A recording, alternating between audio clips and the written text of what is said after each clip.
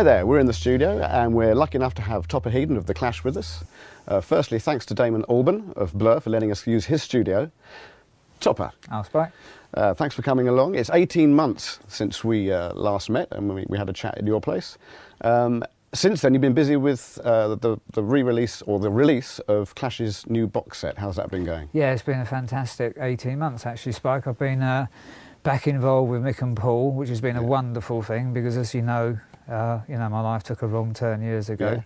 And we've been working, for the last 2 years, we've been working on the sound system, which is an anthology, everything we've ever recorded in a special box set, and we've been in loads of interviews and promotional work for it, and Mick's remastered it all, and Paul did all the artwork. So it's a complete anthology, complete Total section. anthology of the Clash. I should have a copy here for you actually, but no, Paul's done an amazing job on the artwork, and it's really good. I'm really proud of it. So 1976. Should we go back to 1976? You had a really good reason to learn how to play reggae. Yeah, well, I'd never played reggae. When I joined the Clash, I'd had a kind of grounding in jazz and funk and soul music and stuff, but I'd never come across playing reggae before. And the band gave me the first album to learn. And one of the tracks on it was Police and Thieves, and I had to that was my first introduction to reggae. And it was very kind of like a rock and roll version of reggae, really. But as time went on with the band, we did a lot more. We did Armageddon Time, and we wrote reggae songs such as like White Man in Hammersmith Valley. Would you say that learning reggae gave you a different kind of insight into why drums are such a powerful instrument in terms of the soul, if you like? No. No, it's just a completely alien way of, it's all back to front, but beats on the third and the fourth, or the second and the fourth, whatever, and it was just like a completely whole different way to play the drums. Would you say it was one of your favourite styles now, reggae? No. If you had to choose only one style of drumming, what would that be? I don't know. I think drummers have to play every different style. I've got no particular favourite style. I just love playing the drums, basically. That's why joining the Clash was a great thing for me, because up until the Clash I kind of played a lot of jazz and funk and that sort of thing, which I brought to the band, but I didn't actually play with any power, so when I joined the band I had to kind of relearn my whole style to play really powerfully, and you really harder and but totally, I was a bit of a tapper before I joined the Clash, but to compete with the three of them, they looked like three Eddie Cochrans running around, so I had to compete visually, I had to compete on a power level and a volume level. So up until the Clash, dare I say, I was a good drummer, but joining the Clash pushed me up a whole new level. I had to, became a powerful, what I did I could do powerfully, So it's not just right place at the right time, is it? No, it's one of these questions. Sometimes I wake up in the morning and I think, I'm the luckiest man alive, I was in the right place at the right time. And then other days I wake up and I think, no, hang on a minute. You put a lot of hard work into it. I put a lot of work into it. You didn't just walk into the Clash, you needed to do all sorts of hours and hours of practice and taking risks. If I hadn't have been in the right place at the right time, I'd have might been on, bus conductor now or whatever, Have you ever been on stage and suddenly had the panic attack where you just think, shit, how do I do this? No, I've been very lucky on that one. You've not had that, because so many people have. I've had that off stuff without a drum kit. I've walked down the street and gone, oh, blimey, how do I get, I've had panic attacks in that areas of my life. But the reason I loved drumming was I just loved it, and I was, for the first time, it was the one place in the world where I was really 100% confident in my ability and in just... So it's the last place you'd have a panic attack, in that case? For me, I've made loads of mistakes in life, but I didn't used to make many mistakes behind the drum kit. And what was your original inspiration for wanting to be a drummer? I know it sounds like a cliche, I suppose, but I saw Keith Moon on Top of the Pops, and I saw him playing, and I thought, well, he was good looking, the cameras were on him, he was sitting at the front. I thought, I'm going to have some of that. That's kind of really appealed to me, and so I started to play the drums, and by the time I realised that the drummers sit at the back, first get told what to do. It's too late. And keep the beat. It was too late, but by then I was already bitten, You're told what to do, get out the way, and you're be in quiet. The way, be quiet too, like stop tapping, we all know that one. But also, I used to love Gene Krupa. He was like a Keith Moon of the jazz era. you know, and obviously Buddy Rich as well I used to love the showman drummers, you know. We spoke last time and you mentioned how much you loved being on the road. The other guys, they used to get a bit tired of it, but you actually were perfectly happy on the road. I love being on the road, yeah. It's what I wanted to do. This is what you wanted to do, you know, it was just wonderful. I loved the lifestyle that went with it. I loved touring.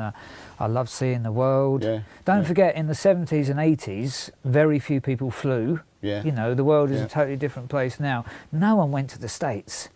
I was 21 years old, flying to the States to play and tour. I mean, you'd be a bit mad to find a fault with that. Yeah. You know, I loved it. I loved being on the road. You know, I loved being in the band. And you've got to have a lot of stamina for it as well, haven't you? What do you think about this bit of research that suggests that drummers have to have the same amount of stamina as a marathon runner in order to do a gig? Yeah, I totally agree. Yeah. I mean, I just saw part of this thing working with the box set stuff. We've been looking at old interviews and stuff because they're included in the box set. And Joe actually said about me, when we found Topper Headon, we were lucky to find a drummer with the stamina and the strength. Especially with punk and the sort of stuff that was being played there. But luckily that's kind of come naturally to me, strength and stamina, because I've always been mad on sport and, you know, mad on drumming, and find it very hard to keep still even today, you know. Yeah, I mean, a lot of drummers tend to be kind of very fidgety. I don't want to sit down too much, you know. Yeah. And, but that also leads me to this other bit of research that's been done, which suggests that drummers are actually more intelligent than other people. So what do you think about that? No, well, I mean, that whole thing, why I snigger is because, you know, there's that stereotypical view of a drummer. You know, what do you call a person who hangs out with musicians? Yeah, a drummer. Do you know? Yeah. There's all the jokes. I mean, obviously you've got to have incredible coordination and you know, athleticism. I don't know where this research was done, but there's probably some university somewhere. But they've been trying to sort of come to some sort of conclusion that what goes on cognitively in our brains actually is a sign of greater intelligence. I have my doubts on that, but it's nice to throw that one into the mix. Well, I think it's interesting, isn't it? I mean, obviously, I mean, if you play the drummer spot, if you sit down and show someone what you actually do, with the two pedals and the two hands doing everything totally different, people think, "Phew, I didn't realise it was so complicated." And also that with the amount of strength and stamina you have to have as well. It's a one-off. It's verging on the superhuman, isn't it? Perhaps? Well, I'd like to, you know. You only got to look at me to realise that, haven't you? Well, yes, and that's why, of course, it's therapeutic, because you're using everything, all your faculties, all at once. Yeah. And in a quite a powerful way. So it's got to be letting out something. And then a lot of drummers actually do contribute musically as well, you know. It's not just keeping the beat. I used to keep the beat on the stage and power it and try and force the music. But in the studio, you know, you contribute as well. You rock the Casbah, didn't you? Well, I was very lucky, you see, because when I joined the Clash, I played on the second album, Give 'Em Enough Rope, and I just played the drums, and that was a fantastic experience because it was my first studio album. By the time we came to record London Calling, I was in a band that let me experiment with percussion. Do you know what I mean? So London Calling is covered in just ordinary percussion, and then when we come to Sandinista and Combat Rock at the end, we've got kind of tuned percussion and marimbas and xylophones and that must have been fun, putting all that stuff on. I play on Sandinista. I'm playing like steel drums as well. You know, I had free reign to pick up any instruments I wanted to play. And of course that led to the inclination to write as well, presumably. Yeah, so you know, like with the piano, a xylophone is like a piano. Basically, so if you can play the drums and you know a few bits on the piano, you can play the xylophone, you can play the marimba, and vibes. You know, they're all different names, but it's all the same instrument. And you had access to all these instruments because you were the Clash, you had the studio, and you look at the studio around us now. Do you know what I mean? Everywhere, all percussion everywhere. You just come in and pick it all up and mess around. And that was another thing. Those 5 years in the band. When you're surrounded by instruments all day long, you know, I'd get to a sound check and Paul would not be playing the bass, so I'd pick up the bass and have a go, and Mick would get behind the drums, and then you go into the studio like this, there's instruments everywhere. You know, you'd have to be pretty dumb not to want to try out and play them, you know? And it also takes away from the inevitable boredom of hanging around when you're not actually playing the drums. You've got something else to do. Till we came to record London Calling, I didn't know I could play percussion. I knew I played the drums, but I would every week we'd order from Morris Placco, the hire company, a big set of percussion, and go, oh wow, how'd you play that? Oh, how'd you play that? You know, it's kind of. And you can spend back hours to being that thing where drummers are quite intelligent. Yes, exactly. Yeah, inquisitive, versatile, creative. What would you say if you had to think of one? Would be your favourite moment of all, or as a musician? Very difficult. Every album was different for different reasons. You know, the first album that I recorded, sorry, not the Clash. The first album I recorded, Give 'Em Enough Rope, was a high point because it was the first time I'd been in a studio, a top studio with a top producer, Sandy Perlman. That was a real high. London Calling was a real high because by then I was playing the percussion, and we had Guy Stevens along and Bill Price. Sandinista was kind of like what I like to call our sort of freeform jazz album because we made it up as we went along. Nothing was written, so that was a high, and that was recorded in New York. So that, you know, every single, and then the last album, Combat Rock, everything was every album was totally different. You know, in this box set, in the anthology, you've got all the albums together, and they're like 5 different bands worth, you know, apart from Joe's voice, and, you know, they're all totally different. Live-wise, have you had a great moment, one you remember, one particular gig that you remember was great? I do remember one, right, and it's just an ordinary gig in Europe, and there was a power cut, and all the instruments went dead, and I just had to hold down the beat for about 5 minutes while they fixed it. And obviously the Clash went into drum solo, so it wasn't a drum solo, I just kept the beat boom, bap, boom, boom, bap, boom, for 5 minutes, and the audience were rocking, and it was great. I loved it, and the 3 of them came on, turned their back to the audience, and all 3 of them gave me a round of applause. That's nice. Yeah, that's Did you keep that in the set after that? No, unfortunately, no. I used to try and throw the fuses away and stuff, but no. But there's lots of similar memories like that. There was a gig in Italy where I happened to be hours late, and they went on with a different drummer, and I had to run through the security and the police who chased me on stage. I'm saying, no, I'm Topper. And they're going, no, the drummer's here. I'm going, le batteur, je suis le batteur. Even though we were in Italy, I'm speaking French, right? And they wouldn't let me on, so my security man said, right, I'll hit this copper and you run. So he wrestled with this policeman. I ran on the stage being chased by security, and Joe rescued me just as I was about to get grabbed by the cops, and who didn't believe I was the drummer because they had this other drummer. Really? George Butler, his name was. He used to play with Whirlwind. Really? You know, that's another great. There's loads of memories like that. The Rainbow Theatre, you know, like the audience trashing the place. They did the first 5 rows of ripped the seats out. Really? Then there's Newcastle, when there was a dart in the board behind me. When we came back on stage, we were back in the dressing room getting showered afterwards, and my drum roadie Baker came up to me and said, ooh, he was white as a sheet. He said, come and look what's happened. And there were 2 darts. It just missed my head by inches, you know, stuck in the backdrop. Which had gone past you as you were playing. And I know that's not a great memory, but it's a very powerful memory. One, you know, Wasn't Johnny Green quite enthusiastic in terms of winding up the audience for you guys? Yeah, Johnny was, you know, it wasn't just the 4 of us in the band. There was a lot of people around the band, like Baker, who was my drum roadie, who was the best drum roadie you could possibly have. Johnny Green was the tour manager, my mate Rob.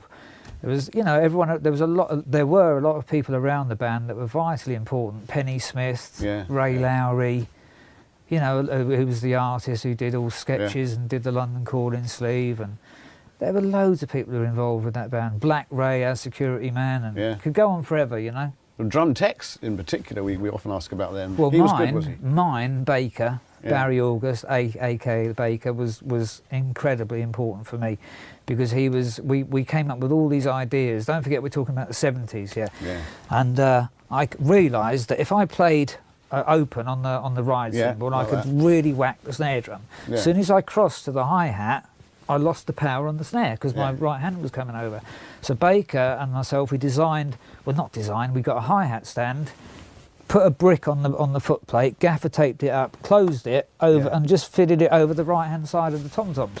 This was years before, you know, you had double hi-hats. Then we used to go through so many bass drum pedals because I loved using wooden beaters. Right. And so we used to get these pieces of moleskin, which were made by Dr. Scholes, you know, and stick those to the bass drum before bass drum pads. Yeah. You know, because people forget, don't they? We took the internal dampers out, and you know, it was in the days of really inventing drumming stuff. And a lot of what we worked on now have become staple parts of a drum kit. But that's how important Baker was for me. And also he used to tune the drums as well. I would get to a gig and I would know the drum kit was set up perfectly, tuned perfectly. You know, he was vital, really. I mean, I suppose in those days, lots more did go wrong because they hadn't invented these really clever chunky stands and all that sort of thing. I mean, they were really stick thin, weren't they? And yeah, you can see a drum kit back in the 70s and 80s. They're just so flimsy. Yeah. You know, in comparison to today's drum kits. You know, so we had to be more. More inventive and preventive as well. Yeah. That was good, inventive and preventive. Very good. Inventive and preventive. So intelligent drummers. If I was to ask you, give you, say, 5 top drummers that you admire. Right, well, there'd be the usual one like Buddy Rich, because I don't think anyone's ever going to have a technique, I mean, I can still watch him today, he's just phenomenal. Yeah. I don't think anyone would ever be as good as him. Steve Gadd for his technique and his inventiveness. I love Steve Gadd. One that you won't have probably heard of so much is a guy called Terry Williams, who was the drummer with the Man Band, and then Dire Straits. Dire Straits after that, wasn't it? Yeah. He was phenomenal. He was when I was learning the drums, he was the guy that one of the first drummers that I really tried to copy, and I could never do it. His right hand and his left hand used to play 16ths all the way through stuff live with accents. He shuffling with both hands and that sort of thing. But I mean, you ask me tomorrow, and there'll be a load of other guys that I remember. You know, Steve, obviously Billy Cobham, Harvey Mason, Steve Gadd. Just and then a lot of the Elvin Jones, Art Blakely. You know, Philly Joe Jones. There's just so many drummers. But how about Ringo? Oh yeah, of course. But I mean, Ringo and Charlie, they're different drummers. I mean, Ringo, were you in the right place at the right time? Well, maybe Ringo was, maybe I was, maybe Charlie Watts was. But the Stones without Charlie, the Beatles without Ringo, and apparently the Clash without me. Yeah. You know, that's the same thing. Ringo's backbeat was fantastic. You know? Yeah. Charlie Watts, was recently watching him play at Glastonbury, and he plays with he lifts the snare, the hi-hat up to play the snare, and he just plays on that beat. He's phenomenal. Yes, he doesn't hit the snare at the same time as he hits the hi-hat or the ride. See, I used to go right. He goes. He brings his right hand out the way, so you never have the snare drum at the same time as the hi-hat, which makes the snare drum come forward more. You know? Yeah, and it also sits slightly behind the beat as well, so that it gives the Stones their kind of unique way of playing rock and roll. It's always that kind of, they're always catching up. You know, as you know, with the Clash, Terry Chimes was the first drummer. He was a great solid rock drummer, and then he came in after I was evicted from the drum seat. But you know, it was like a different band with the two different drummers. You know, and that's why when people think of the Clash, it was of the lineup that I was in, which was where we did most of the recorded stuff. You know. Yeah. With that departure from the Clash. That must have been quite a painful. Well, I mean, obviously, to be thrown out of any band is pretty horrendous. But that, once again, that is why this past year has been great. Past 18 months. Yeah, the box set features Topper, the Clash with Topper. Yeah, so exactly, the classic lineup of the band. Yeah. But it's been great hanging out with Mick and Paul again, swapping stories. And do you remember this? Apologising to each other for various bits and pieces we did back when we were young. Yeah. Now we're in our 50s, and we think, God, we were lucky to be together. We were lucky to have met each other. Are you going to still hang out with them? I hope, I mean, it's been absolutely brilliant, you know. And will you do anything else, like, obviously you've done the box set. This is coming to the end of it now. Yeah. But although it's been great, you know, it's nice to go back to my normal life again now. You read the first one? Yeah, I feature in the first one. You feature very heavily in the first one, as you do on these videos as well. Yeah, good. Would you like to be part of the next one? Yes, I'd love to, yeah. I'd love to do another Mad, Bad and Dangerous, but it might be brilliant. It's nice to see you again, Topper. Thanks so much for coming to the studio today. And take care, Spike. Good to see you again.